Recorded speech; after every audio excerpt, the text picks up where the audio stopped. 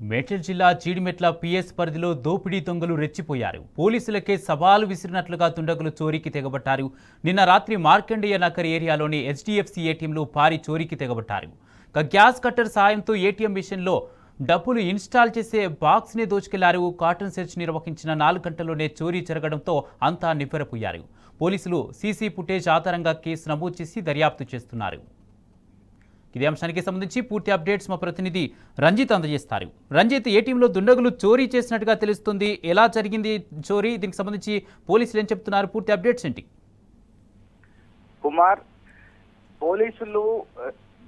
పోలీసులు నాకబంది వివరించిన cotton search పేరిట వచ్చేసి పోలీసులందరితో కలిపేసి నామమాత్రంగా పోలీసు యొక్క బందోబస్తుని మొత్తం ఖాళీలో చూపెట్టడం తప్ప అసలైన దొంగల్ని పట్టుకునే దాంట్లో విఫలమైనని చెప్పక తప్పదు.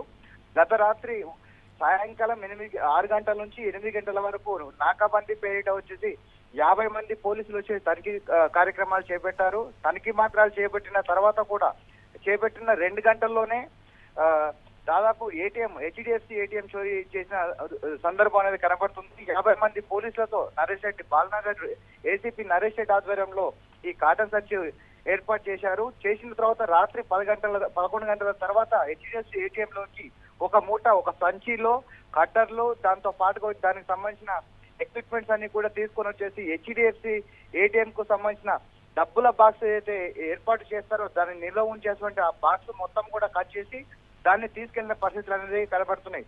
అర్ధరాత్రి చోరీ చేసుకుని ఆ బాక్స్ ని తీసుకెళ్లిన తర్వాత తెల్లవారుజామున వచ్చేసి పోలీసులకు వచ్చింది. ఒకవైపు వచ్చేసి మొబైల్ వాహనాలు ఉంటాయి, మరోవైపు సీసీ కెమెరాలు ఉంటాయి. అదే సమయంలో వచ్చేసి కాటన్ సర్చ్ చేశారు. కానీ అసలైన దొంగల్ని గుర్తించడంలో పోలీసులు విఫలమైనారు కూడా అని స్థానికులున్న ప్రజలందరూ కూడా ఆవేదన వ్యక్తం చేస్తున్నారు.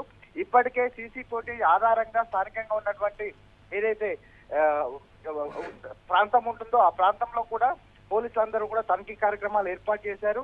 దానిలో కూడా ఏదైతే పోలీసులు తయారు చేసిరో ఆ కుక్కల ఆధారంగా కూడా ఆ కాలనీలో కూడా మరి సెర్చ్ చేశారు. దానిలో కూడా సీసీ ఫుటేజ్ లో ఉన్న ప్రకారం వచ్చేసి దాదాపు ఒక 2 అదుపులోకి తీసుకున్నాను అనేది కూడా సమాచారం ఉంది. మరికొన్ని విషయాలను కూడా మధ్యాహ్నం 2 గంటల తర్వాత కూడా పోలీసులు వివరాలు వెళ్లిస్తామని కూడా చెప్పిన పరిస్థితులు కనపడుతున్నాయి. Kumar, right, thank you Ranjith.